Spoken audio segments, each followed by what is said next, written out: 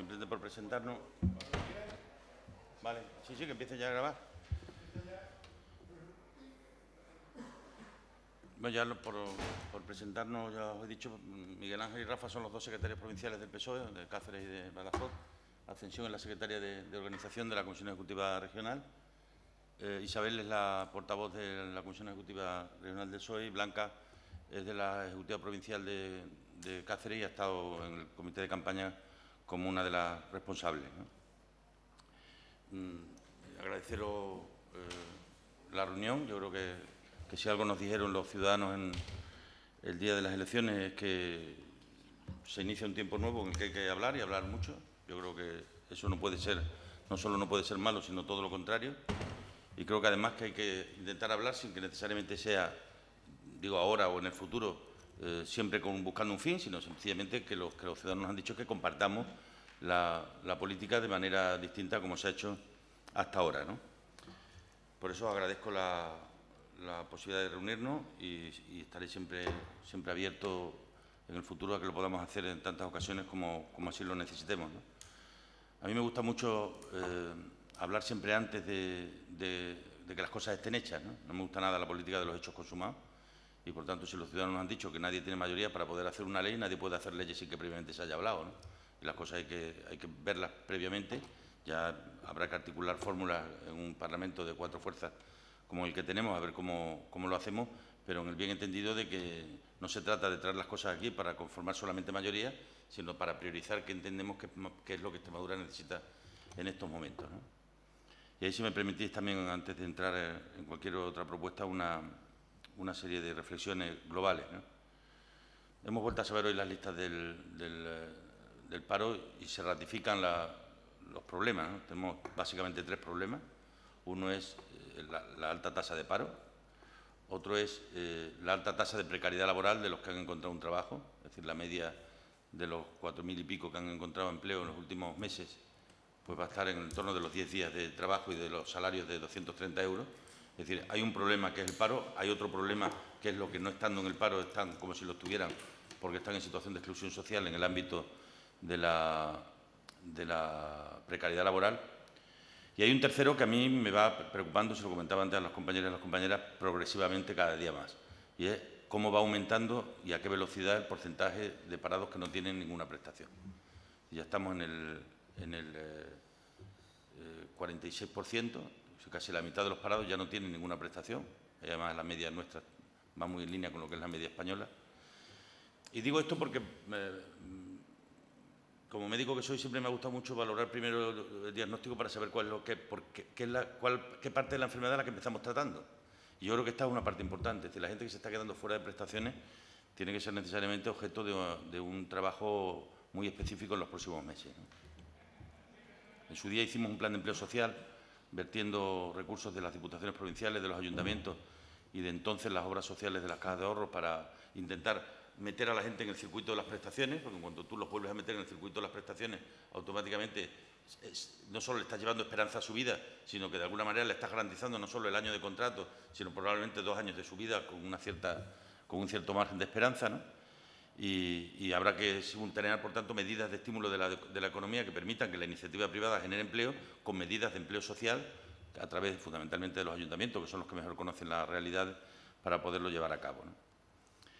Luego está la cuestión que tiene que ver con todo lo que significan los dramas sociales, ¿no? Aquí en España, en los años 80, cuando se pusieron en marcha los grandes sistemas de protección social, que eran fundamentalmente el INSALUD, el INSERSO, el propio INS, Instituto de la Seguridad Social, se consiguió montar en el ámbito, por ejemplo, del Sistema Nacional de Salud, un sistema muy integral. Es decir, se acogió bajo un mismo paraguas a todo un sistema que estaba muy desperdigado y que se consiguió, ya fue muchos años después aquí en Extremadura, cuando las transferencias, que todo estuviera bajo el mismo paraguas. Nosotros tenemos que ser capaces en la próxima legislatura, y solo eso le daría razón de ser a una legislatura, poner en marcha un sistema de respuesta rápida a los dramas sociales. Es decir, si la enfermedad del cuerpo o de la mente tiene unas urgencias a las que poder acudir, las enfermedades sociales tienen que tener otras urgencias a las que poder acudir, y ahora no la hay, porque está muy desperdigado el sistema, porque hay competencias divididas entre ayuntamientos, diputaciones, administración central, administración autonómica, y no sé yo a quién me parece que era a ti, Álvaro, te lo he oído decir estos días atrás. Es decir, tenemos que ser capaces de arbitrar fórmulas que den respuesta al drama cuando el drama aparece. Porque claro, si tenemos un sistema perfecto, pero que es como si tú fueras a la infanta Cristina de urgencia o al de aquí de Mérida, y resulta que en vez de atenderte en el momento, te dice el médico de guardia o la enfermera: sí, está muy bien, pero mire, va a estar a echar una solicitud y a ver si dentro de 6 meses la inflamación del apéndice le ha bajado y ya no es necesario que la operemos. Hay que encontrar un sistema, no es fácil, ya os lo garantizo que fácil no es nada, porque algunas de las cuestiones que están incluidas en eso actualmente necesitan reformas legales para ser considerados de verdad como derechos y como objetivos, por tanto, y ahí entra todo lo que tiene que ver la respuesta a las familias en riesgo de exclusión social, a los niños que no tienen para comprar los libros cuando empieza el curso escolar, ahí entran todos los problemas derivados que puedan surgir en el ámbito de la pobreza energética, de la pobreza alimentaria, y entra efectivamente la pobreza habitacional, todo lo que tiene que ver con los desahucios, que no necesito deciros que es una prioridad para vosotros y que sin duda alguna también lo es también absolutamente para nosotros, porque creo además que con voluntad política y con sensibilidad este es un tema que Extremadura tiene las condiciones necesarias para que podamos resolverlo. Si hay de verdad una mayoría de extremeños, y estoy convencido que así será, que esto lo tienen como prioritario. No porque se le esté desahuciando a todo el mundo, sino porque todo el mundo ve en el horizonte que tiene alguna posibilidad de que ellos, sus hijos o sus nietos, les pueda ocurrir, ¿no? Y luego hay un tercer apartado que tiene que ver con los servicios públicos, fundamentalmente con la educación, con la sanidad y con la dependencia. Ayer me decía uno, en la cena esta que os contaba de Alfonso Guerra, me decía uno de los presidentes autonómicos nuestros, cómo a lo largo de los últimos años en el gasto público,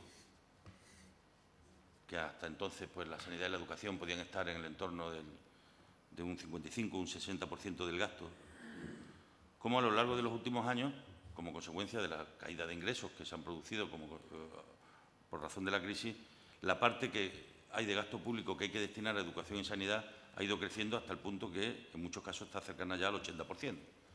Es probablemente la competencia más propia que tienen las comunidades autónomas. Muchas veces hemos querido hacer aparecer como que tenemos todas las competencias del mundo, no tenemos capacidad sobre la legislación laboral, no tenemos capacidad sobre los criterios monetarios, es decir, nosotros no podemos manejar el valor del euro, ni siquiera en España, no tenemos capacidad en muchos casos sobre el sistema financiero. En cambio, sobre esto tenemos casi toda la capacidad. Entonces nos encontramos en el horizonte con un problema, y es que esto hay que blindarlo. Está blindada la educación, no está blindada la sanidad. Digo, está blindada que en la ley de educación pusimos un porcentaje por debajo del cual nunca puede estar el presupuesto de educación. Tendríamos que hacer lo propio en sanidad, pero el reto lo tenemos no solo aquí dentro de casa, sino lo tenemos dentro de 2 meses, cuando haya que empezar a negociar el nuevo modelo de financiación.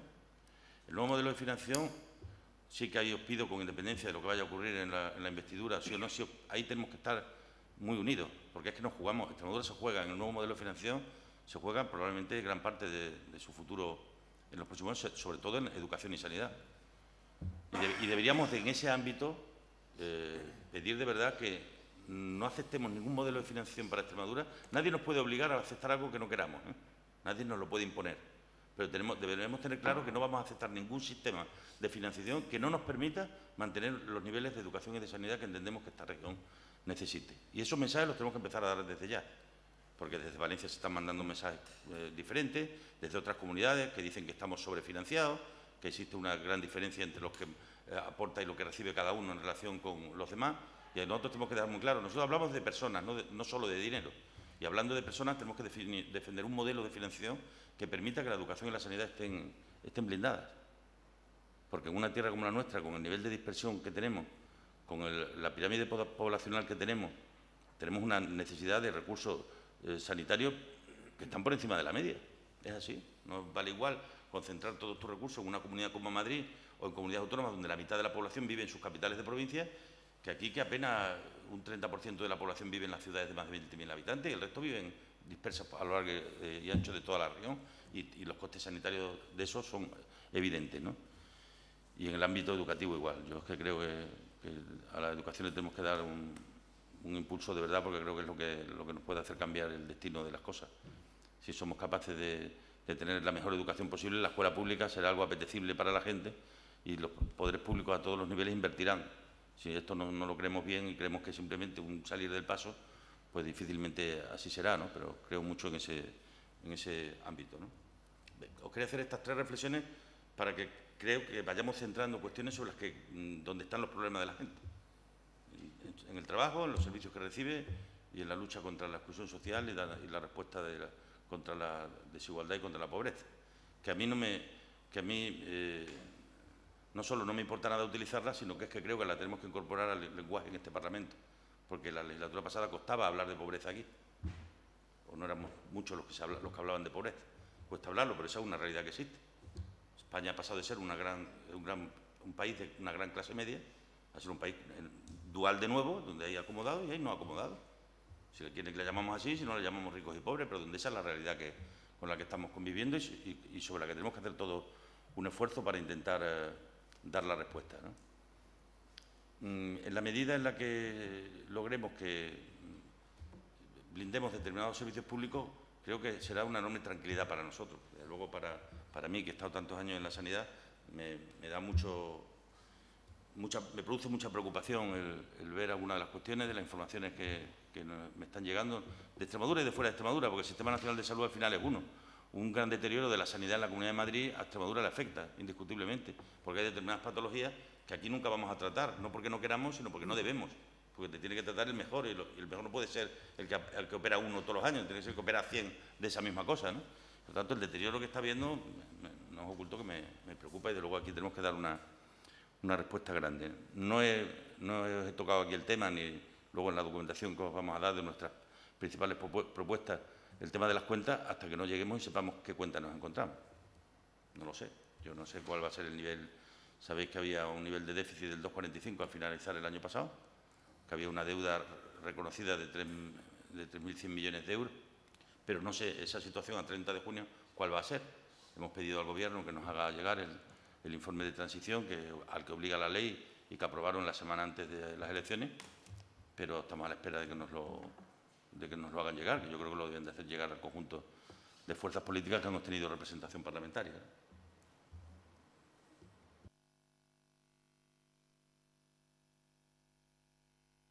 Buenos días. En primer lugar, como hablamos el otro día por teléfono, este es el primero, esperemos, de 2 encuentros, que el segundo tendrá un escenario que será seguramente, estamos convencidos, el de La Corrala. Están aquí Irene de Miguel y Jara Romero, futuras diputadas, Julián Macías, secretario de organización, Manuela Rodríguez, miembro del Círculo de Cañamero, y José Luis, miembro también de la Ejecutiva. Teníamos preguntas que haceros, sobre todo más allá de que en el diagnóstico podamos coincidir en muchos aspectos en la situación dramática en la que nos encontramos, sí queremos saber realmente cómo se va a plantear cuestiones concretas para solucionarlas. Queremos saber cómo vais a abordar el tema de los altos cargos de libre designación y de los asesores. Según el presupuesto autonómico se lleva 13 millones de euros.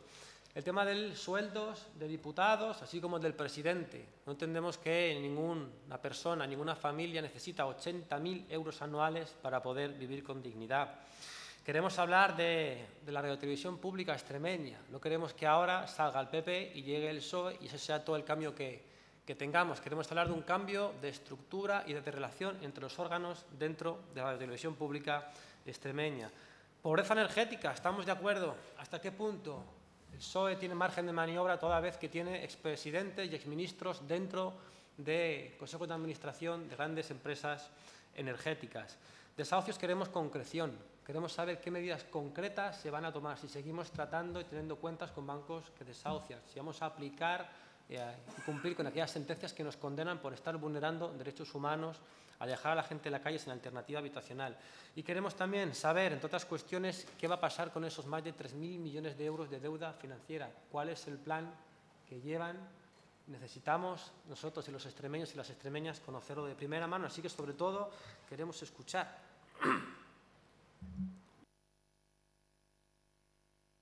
En relación con todo lo que tiene que ver con los altos cargos, yo os propongo que podamos hacer algo, que es que veamos cómo está el conjunto del país, veamos cómo va a quedar después de todas estas modificaciones que se lleven a cabo y que Extremadura nunca sobrepase un nivel medio de lo que haya en el resto de los sitios, ni en número de cargos, ni en salarios, ni en nada. Es decir, evidentemente vivimos en un país en el que las rentas en cada sitio son las que son y que sean algo proporcional a lo que puedan ser las rentas en otros sitios, ¿no?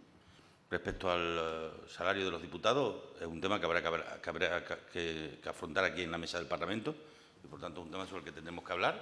No hay nadie que tenga mayoría, por lo tanto, habrá que verlo. Yo soy partidario, lo era antes y lo soy ahora, de que haya salarios distintos en función de distintas responsabilidades. No es normal que todo el mundo cobre lo mismo en un escenario en que las responsabilidades están muy repartidas. Es decir, aquí hay gente que son diputados de base y otros que son responsables de grupos parlamentarios y otros que son miembros y responsables del Gobierno de la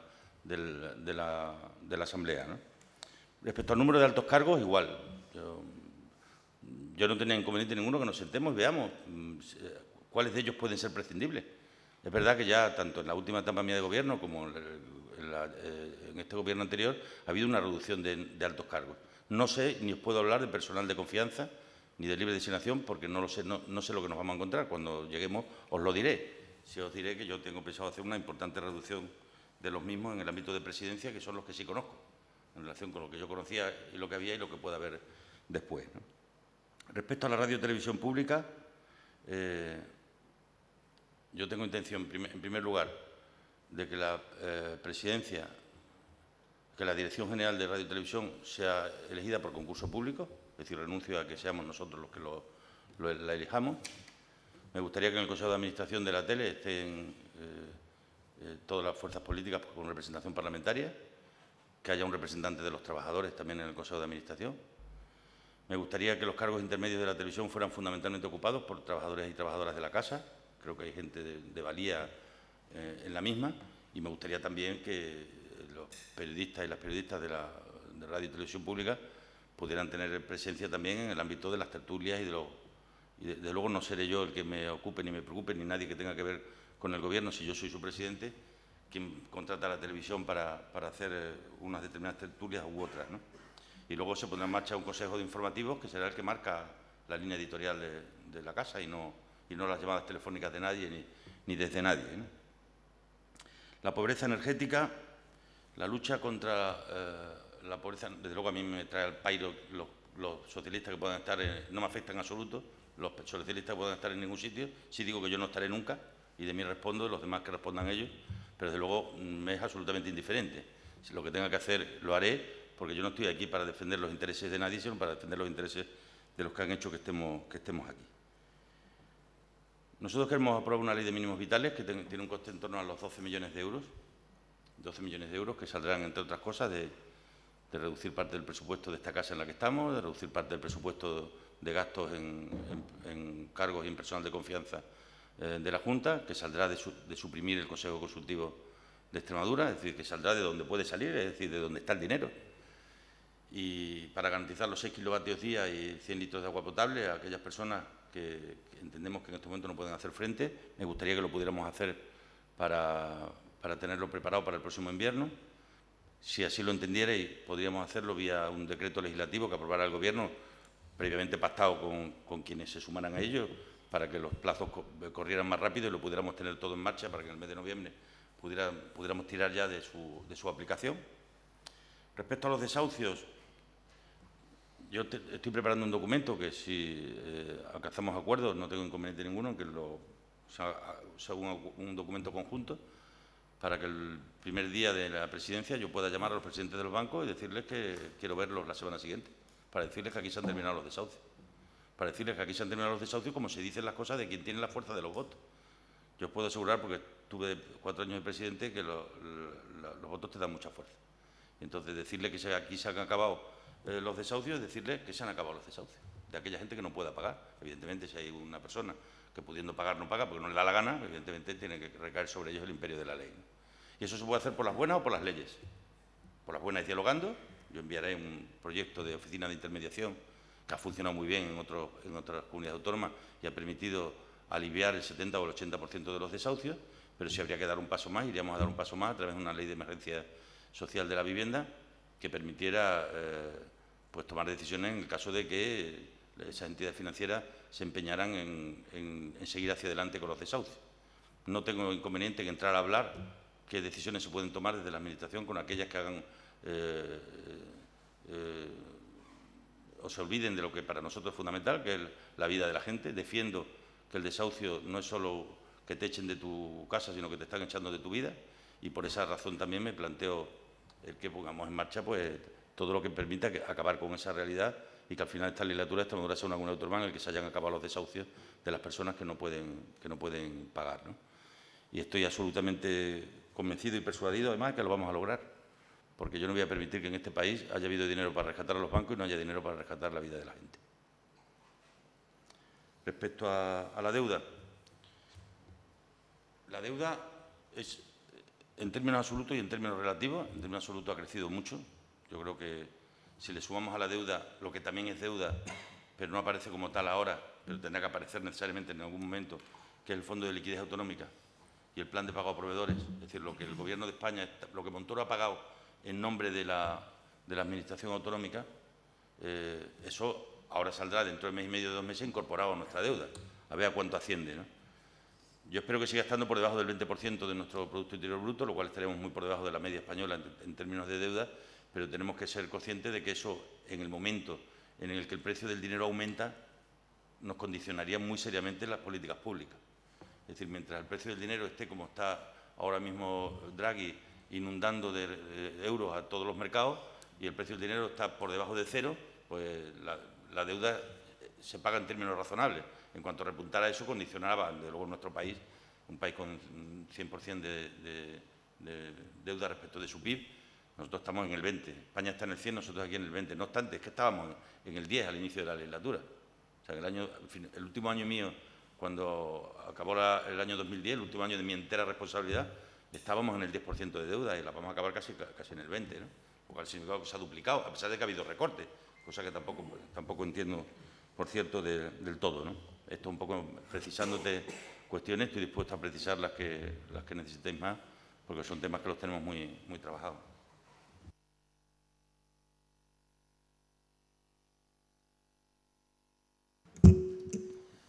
Buenas tardes. El problema realmente es la situación realmente que provoca que Podemos esté en la Asamblea de Extremadura es un problema de credibilidad, en el que nosotros lo que nos encontramos es una situación de ciudadanos normales, personas normales como yo hasta hace un par de días, que nos despertábamos a base de llamadas y nos acostábamos a base de llamadas de teléfonos de gente que necesita que le resuelvan la renta básica, porque no la cobran, porque llevan más de 1 año o 2 sin cobrarla, desahucios que se paran a base de escritos caso a caso y se consigue parchear la situación, pero que no se hace nada a nivel general, eso solamente se consigue con una ley autonómica. En la plataforma de afectados por la hipoteca, hace 3 años, nos encontramos con el caso de los desahucios en viviendas sociales de la Junta de Extremadura. Y fue cuando yo le envié un mensaje o un email a Guillermo y me puso en contacto con Maribel, que es la que se ocupaba de vivienda y urbanismo. Y a base de traerla a las asambleas de la PA y ponernos a trabajar en una propuesta conjunta, fue como conseguimos torcer el brazo de Izquierda Unida en ese no querer pactar nunca y conseguimos poner ese parche que se puso hace 3 años, luego se volvió a poner y se ha puesto otra vez hace poco tiempo en la Asamblea de Extremadura para instar a la Junta a la paralización de todos los desahucios y que nosotros ahora vemos insuficiente, en tanto que si nos pasamos por los colorines, por ejemplo, en Badajoz, por barrios castigados por la crisis que tienen muchas viviendas sociales, vemos que la gente vive con miedo. La gente vive con miedo a que la Junta vuelva, a que se reanude el expediente y los desahucien al día siguiente. Y no solo por ello, sino porque deben miles de euros de una deuda que no está auditada. Y realmente nosotros tenemos que dar un pensamiento ahí, que es: la gente vive encerrada en sus camas, en sus casas, no quieren salir a la calle, no quieren reincorporarse al mercado de trabajo porque se sienten totalmente constreñidos por una deuda que realmente, si se audita y se ve cuántas veces ha sido capaz de pagar esos meses y cuántas veces tenía 0 ingresos para poder pagar esos meses, sí que se le condonaría y se le rebajaría bastante, en tanto sus condiciones económicas eran 0 o imposibles realmente de afrontar un pago de una vivienda social, y nosotros tendríamos que entrar en medidas concretas al respecto. La credibilidad que comentaba antes, el problema de credibilidad que comentaba antes, tiene que ver sobre todo con la necesidad de que personas normales tengan que reunirse y agitar las instituciones hasta el punto de conseguir que este tipo de cosas se lleven a cabo finalmente.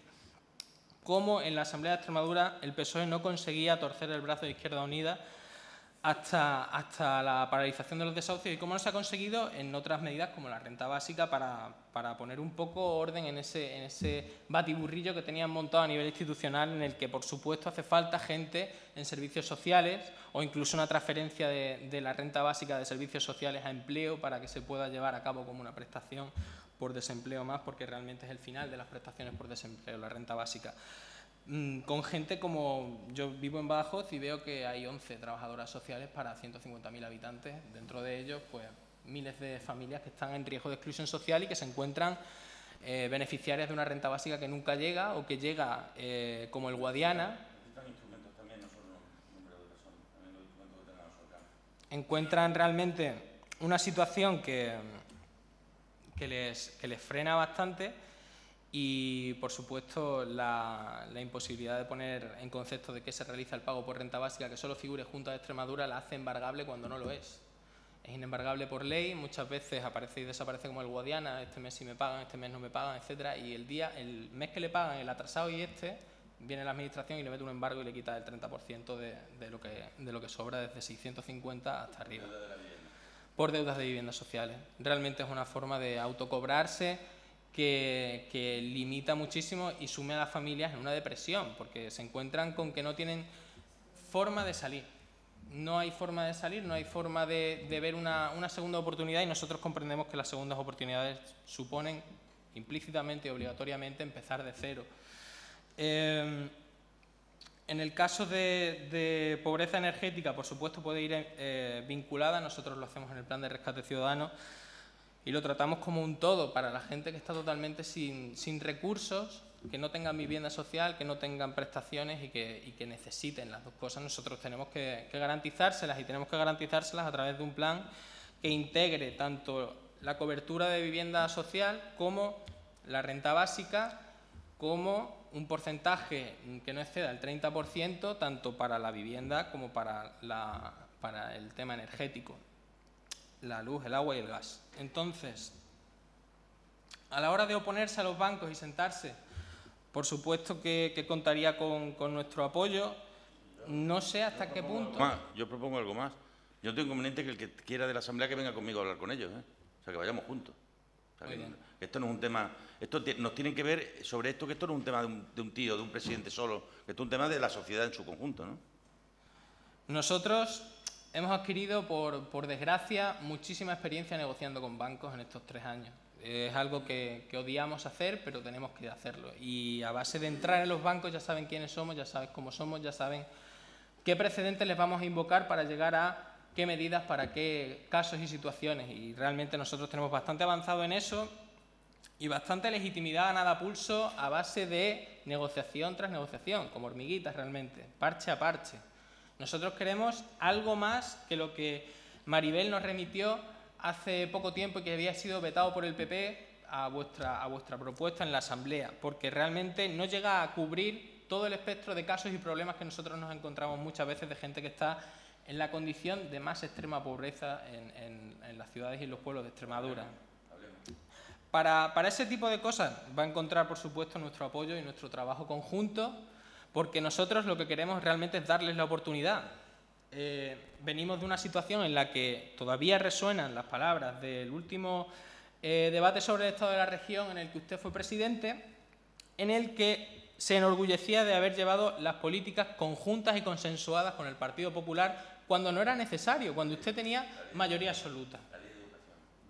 La ley de educación y un par de cosas más realmente. Pero sabiendo que los problemas de los extremeños no empezaron en mayo de 2011, sino que vienen de atrás y que hay que atajarlos, tenemos que empezar a hacer bastante más. Y realmente nosotros ahora tenemos la oportunidad de recuperar sobre todo la credibilidad que 4 años de gobierno del Partido Socialista, presidido por Guillermo Fernández Vara, lastró a la hora de llevar a cabo una serie de medidas que nosotros venimos también a exponer nuestra crítica sobre ellas. Y, por supuesto, en el tema educativo, ustedes en las 60 medidas que plantean se encuentra una que es la comparecencia de la gente que vaya a formar parte del Consejo Económico y Social ante la Asamblea para valorar, de todos los cargos, para valorar si es idónea o si no es idónea.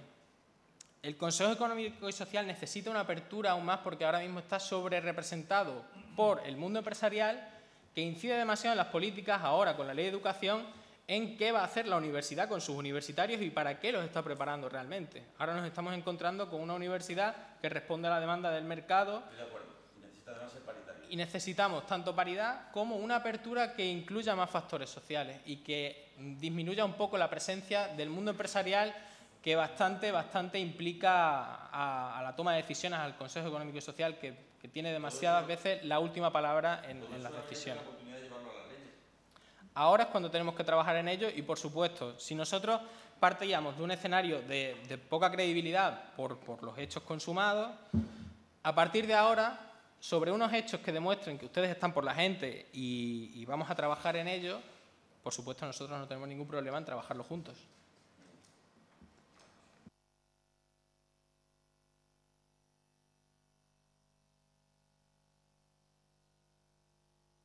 Echo de menos un poco más de concreción.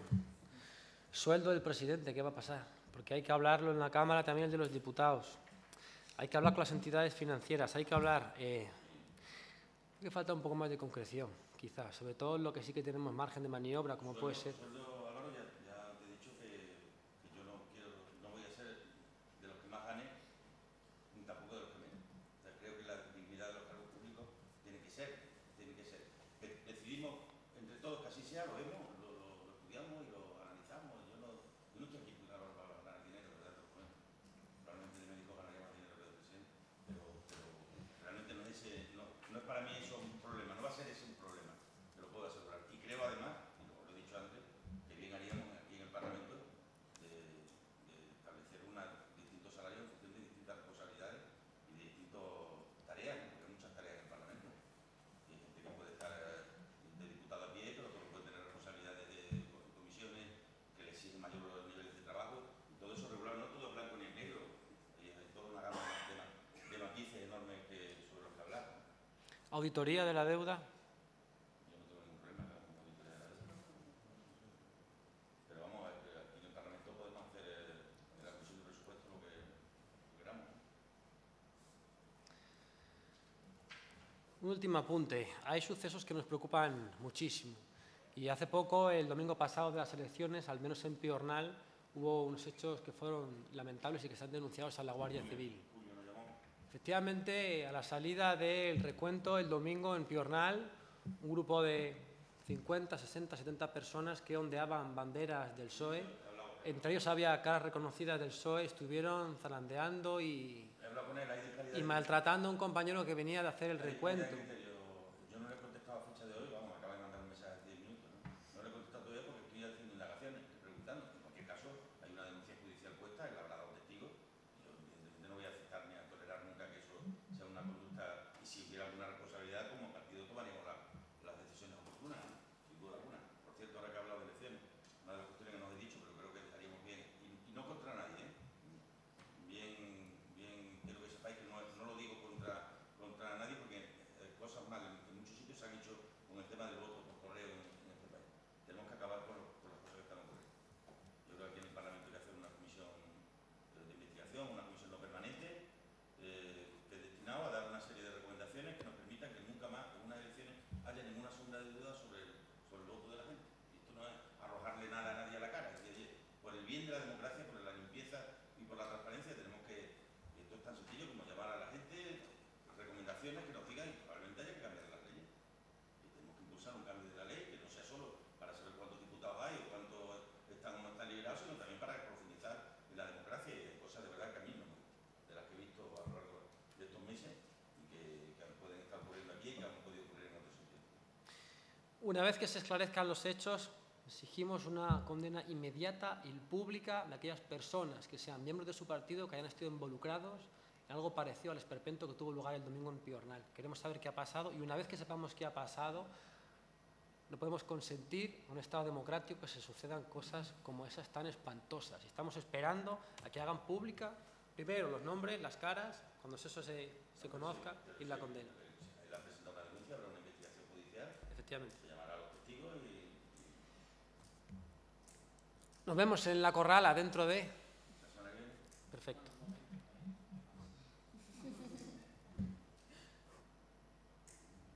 José Luis. Por un lado, queríamos también hablar del tema de... Bueno, tiene dos criterios. Por un lado está el de distribuir lo mejor posible los recursos que tenemos en Extremadura, y por otro lado, en las instituciones extremeñas, y por otro lado, ejemplaridad y un cambio en la concepción política. Tenemos a expresidentes y a excargos públicos cobrando dietas y con gente como... Bueno, hay una oficina de expresidentes con un director de la oficina que cobra 55.000 euros al año, con un técnico asesor que cobra 37.000, con un conductor, con otro conductor, con un administrativo. Yo creo que todo eso hay que suprimirlo, sobre todo porque tenemos que predicar con el ejemplo. Ya se suprimió la oficina de los expresidentes. Ahora lo que hay es una dotación mínima, no de 5, como tú estás diciendo. En mi caso era de 2 personas. En el caso de Rodríguez Ibarra de 3. Y a cambio de eso se le pide colaboración y se le pide representación en muchos casos, ¿no? La oficina del expresidente no hay ningún tipo de retribución por parte del que ha sido expresidente para nada, y las oficinas se cerraron, no existe oficina del expresidente. La ley se derogó.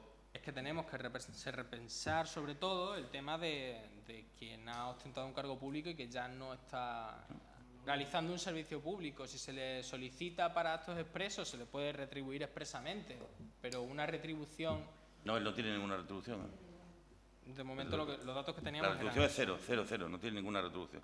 Luego, por otro lado, hemos presentado un escrito tanto a la Diputación Permanente como a la Consejería de Educación para que pongan solución a esta situación. Los comedores escolares. Encontramos ahora con los comedores escolares, que no se puede dar cada 4 años, si cada 4 años van a ser las elecciones en mayo, porque entonces nos vemos en esta toda la vida.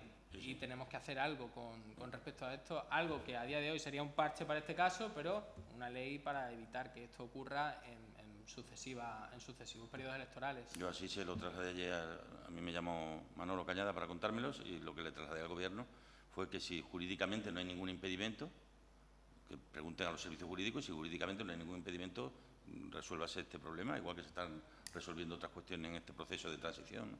Yo creo que lo que tenemos que hacer ya de cara al año que viene es que este periodo de estos 20 días que están al final del curso, que se incorporen y se incluyan, ¿no?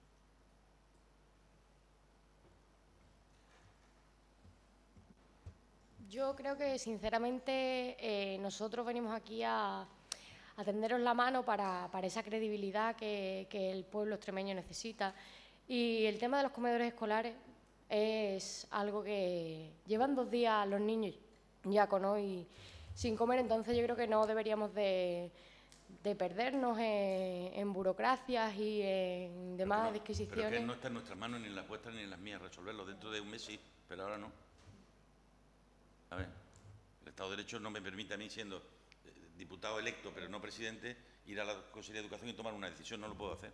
Te aseguro que si pudiera hacerla, lo haría. Seguro que se puede hablar con el Gobierno en funciones y con la Diputación Permanente. Ayer hablé. Cuando Manolo Cañada me llamó, al cabo de las 2 horas, yo nunca oculto nada. Yo fui el primer político en Extremadura que enseñó sus nóminas. El primero hace ya muchísimos años, ¿no? Con lo cual no tengo nada que ocultar. A mí ayer me llamó el presidente para decirme qué pensaba de esto. Digo, oye, hombre, que con la que está cayendo, con la situación de dificultad por la que está atravesando la gente, ¿puede haber un impedimento de carácter legal? Digo, yo creo que no, pero en fin, preguntarle a los servicios jurídicos a ver cuál es el impedimento y buscamos soluciones, ¿no? Alternativas que las puede haber. ¿Y cuantificados cuántos son? Unos 8.000 niños. Son 8.000 niños. No, si el problema es que muchos de ellos están yendo, pero los padres tienen que pagar y los padres no tienen dinero.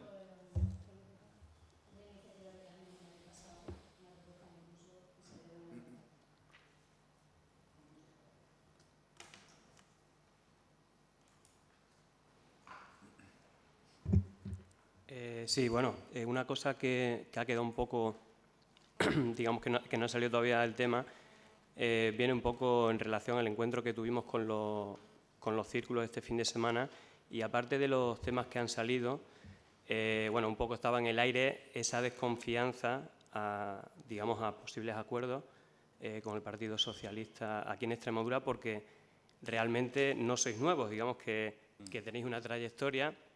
Y somos nuevos, pero no somos nuevos, pero perdimos y aprendimos mucho, te lo puedo asegurar. Claro, uno de los temas, aparte de los que han salido, que se estuvo hablando con las bases y que le preocupa mucho, es decir, no las bases, sino la ciudadanía extremeña, es el tema de la transparencia. Es uno de los conceptos o de los términos del cual se le llena la boca a todos los partidos, ¿no? Sobre todo últimamente. Pero realmente, y bueno, vosotros lo habéis vivido ahora en propia carne, acusaciones, por ejemplo, con el tema de la fundación, ¿no? Jóvenes y Deportes. Realmente sí queda un poco hipócrita por parte del Partido Popular que se hagan esas acusaciones cuando, si se ve, por ejemplo, cómo está funcionando la Fundación Jóvenes y Deportes, te meten en agua, es una caja negra de opacidad totalmente. Pero, evidentemente, anteriormente se estaba haciendo lo mismo. Y no estamos hablando ya de todas las administraciones, que realmente no existe esa transparencia, sino que realmente se han creado órganos destinados justamente a que haya una opacidad. Es decir, que la administración tenga brazos en el cual tenga esa libertad o digamos, no tenga esa rigidez normativa para poder hacer un uso partidista de recursos de la administración. Y bueno, estamos hablando de GPEX, de empresas públicas que realmente todo el mundo sabe que a la gente que entra, pues normalmente viene con recomendaciones o ya se sabe quién se va a contratar. Pero estamos hablando de fundaciones y de otros órganos. Es decir, simplemente hablamos de denuncias que se han hecho en el pasado al PSOE, pero en esta legislatura también se ha visto cómo se hacen unas contrataciones partidistas de concejales o de otros, pero sin ningún tipo de fiscalización por la ciudadanía. Creo que deberíamos de realmente dar el paso de las palabras a los hechos, una transparencia real que ni ha existido en las épocas anteriores vuestras, ni ha existido ahora, y creo que realmente hay que hacer el paso de las palabras a los hechos. Y tanto en las administraciones como en los órganos que se han creado para que haya una opacidad de los recursos de la administración. No solo tiene razón, sino que yo creo que ese tiene que ser uno de los objetivos fundamentales de esta legislatura. Yo voy a dejar un papel, Álvaro, con una serie de cosas que creemos nosotros que podrían ser puntos de encuentro, ¿no? Pero en el tema de la transparencia, el problema de la administración pública es que hemos hecho una ley de transparencia, pero que realmente luego no sirve para lo que realmente querríamos. Aquí la única posibilidad es que todo lo que sea público sea publicado con carácter inmediato. Es decir, hay que ir a un modelo, a un método de gobierno abierto que haga que cualquier trabajador, cualquier alto cargo, cualquier persona que sepa que eso que está firmando mañana va a estar y va a ser conocido. Eso es posible, ¿eh? El País Vasco tiene el mejor modelo de gobierno abierto que hizo Pachi cuando era lehendakari de España, ¿no?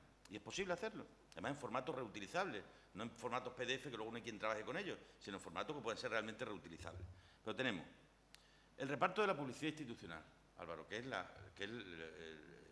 lo que se ha utilizado en muchas ocasiones siempre para decir estos medios sí, estos medios no. Yo, si soy presidente, renuncio a repartir la publicidad institucional. O sea, que lo hago una comisión de expertos que ligamos aquí en el Parlamento, con gente de reconocido prestigio que sepamos que lo va a hacer con carácter objetivo. Y si damos ese paso, no podéis imaginar el paso que estamos dando en favor de la libertad de prensa y de información en esta región. Lo del CESMA que ya hemos hablado. Dar publicidad de todos los contratos, pero en 48 horas. Es decir, en el tiempo de Internet, ¿qué dificultad hay para que cualquier contrato que se firme en la Administración, sea menor, mayor, con publicidad, con negociado o sin negociar, se mande aquí, al Parlamento? Que lo tengamos los grupos con carácter inmediato. Oye, yo quiero saber los contratos que se han adjudicado en la Consejería de Sanidad ayer. Y entro y tengo que tener acceso a eso. Desde el punto de vista de la tecnología, ¿cómo va a ser posible que hayamos sido capaces de, con una tarjeta, ir a la farmacia y que te salgan allí los medicamentos que te ha mandado el médico 3 días antes en tu centro de salud y ya no podamos saber los contratos que hay en la Administración? El tema de la publicidad de todos los informes de los asesores jurídicos y los informes de los interventores. O sea, yo me comprometo a que antes del final de año hagamos públicos todos los informes, todos son todos, ¿eh? Cualquier informe que haya hecho cualquier abogado en cualquier departamento de la Junta tiene que ser público. Y lo de los interventores también. La publicación de todas las comisiones de servicios. O sea, ya sabemos que las comisiones de servicios son discrecionales, pero hay que decir por qué se las ha dado a esa persona y a quién se las ha dado.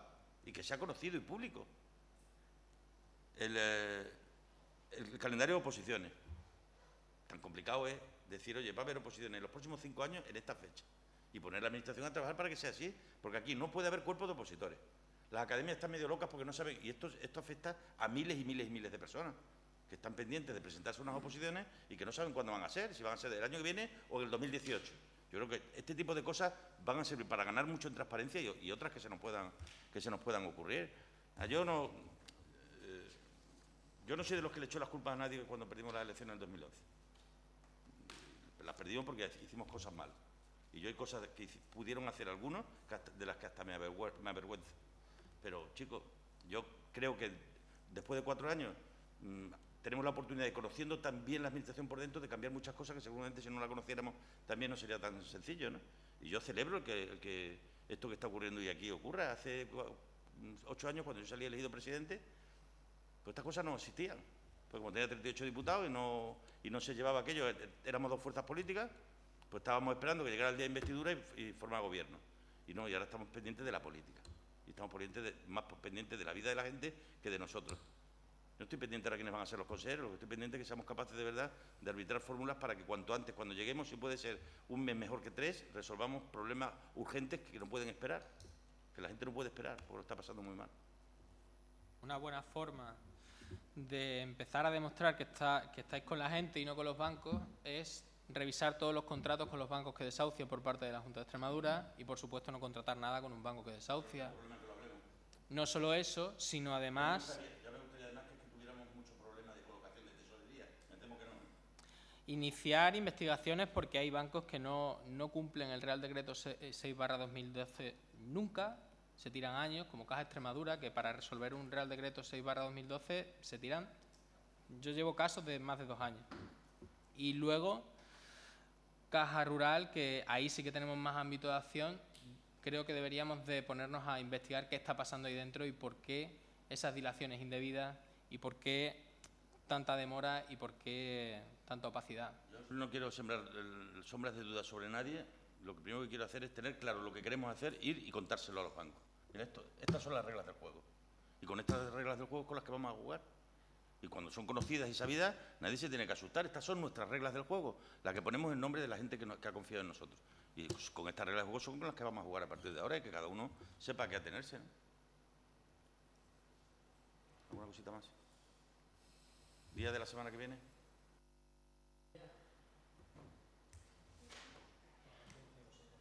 Tenemos constitución de ayuntamientos el sábado. El sábado día 13. ¿Es una semana, el martes, por ejemplo? Pues el martes. Ya. Pues el día 10. Yo el día 9 tengo que ir a Madrid. ¿El 10 os parece? Miércoles. Ya llamáis a... Os ponéis en contacto con Isabel y le decís y lo cerramos en concreto. Ojalá los hechos acompañen a las palabras y realmente tengamos una legislatura en la que se trabaje para la gente. Nos cuesta un poco creer en ellos. Vemos que tiene razones para ser descreído. el PSOE tiene un problema de credibilidad agudo. Más allá de que dijimos vamos a plantarnos en serio con los bancos, había que preguntarnos cuánta deuda tenéis contraída con los bancos y qué margen de maniobra. El PSOE no tiene deudas con los bancos. Para saber qué margen de maniobra podéis llegar a tener. Si os hubiera gustado escuchar a lo mejor una concreción más específica en determinadas cuestiones, ¿no? Nosotros sabéis que asumimos limitaciones de cargos, de mandatos y de salarios. Y con 3 salarios mínimos vamos a vivir bien. No queremos vivir infinitamente mejor al pueblo al que queremos representar. Creo que no cuesta nada haberlo planteado. Vamos a intentar no interrumpirnos. Creo que no cuesta nada asumirlo, aunque sea a nivel interno, como hemos hecho desde Podemos, y dar ejemplo desde la propia praxis. Y se puede trabajar en esa dirección. Más allá de que se haga un debate público en la Asamblea, que estaremos completamente de acuerdo sobre estas cuestiones puntuales, pero quizá a nivel interno también se pueda dar paso, ¿no?, en esa dirección, y esperemos también que se pueda trabajar ahí. En demás, bueno, veremos qué margen de maniobra hay con las empresas energéticas para garantizar suministros básicos y demás. Como decíamos, tenemos un problema también con los consejos de administración, con la relación con ellos. Más concreción en el tema de la renta, etcétera. Es decir, yo creo que falta concretar mucho más y saber cómo se va a llevar a cabo todo eso para que tengamos realmente confianza en que eso se va a llevar a producir. Ahora entramos 12 ojos, 12 oídos, que vamos a estar expectantes día a día para ver que todo lo que se promete finalmente se cumple, que es lo que la gente quiere. Y si es así, pues habrá algún tipo de posibilidad de encuentro, pero estaremos fiscalizando todo lo que pase estos 4 años en la Asamblea. Sabéis que nuestro compromiso no es con nadie nada más que con la gente. Veremos si es así, nos veremos en la Corrala dentro de unos poquitos días. Y que te quede constancia, ¿has terminado? que te quede constancia que nosotros no tenemos ningún tipo de deudas con los bancos. Bueno, tenemos el préstamo de campaña que le hemos pedido, que lo pagaremos el mes que viene, cuando nos asignen lo que nos corresponde por las elecciones, ¿no? Pero nosotros vamos, como cualquier ciudadano, pero vamos, que no tenemos ninguna relación de otro tipo con ninguna entidad financiera, no tenemos ninguna relación con ningún consejo de administración de ninguna entidad ni de ninguna empresa, y te lo digo con toda la tranquilidad del mundo. Yo nunca estaría en ninguno de ellos y somos como mínimo tan independientes como vosotros, como mínimo tan independientes como vosotros. Antes de irnos, para que estemos de acuerdo en todas las cosas respecto de, aunque hablé con Luis, respecto de hacer declaraciones tras de la reunión, yo lo que le dije a Luis, y entendiendo la nueva política que quiere poner en marcha el presidente de mi grupo, tenemos que hablar con los medios cuando tengamos algo que comunicar. Por lo tanto, os pregunto si vamos a decirle algo o los emplazamos a la segunda reunión para que los dos participantes en esta reunión hagamos lo mismo, si os parece bien. Y si queréis que ahora atendamos a los medios en un canutazo, no los atendamos. Si consideráis que tenemos algo que trasladarle, no tenemos nada que trasladarle, pero en cualquier caso que estemos de acuerdo, tal y como hablé con López Lago.